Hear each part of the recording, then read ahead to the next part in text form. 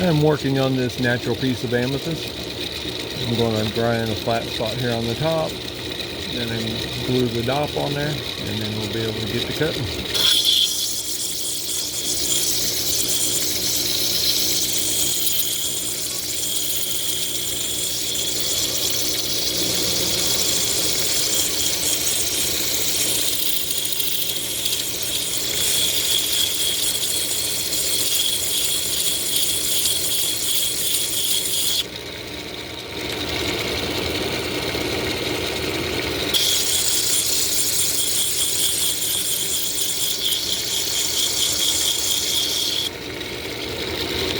That right there should work.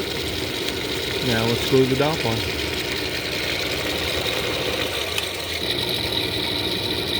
We've got the stone dop and ready to put it in the machine and start cutting.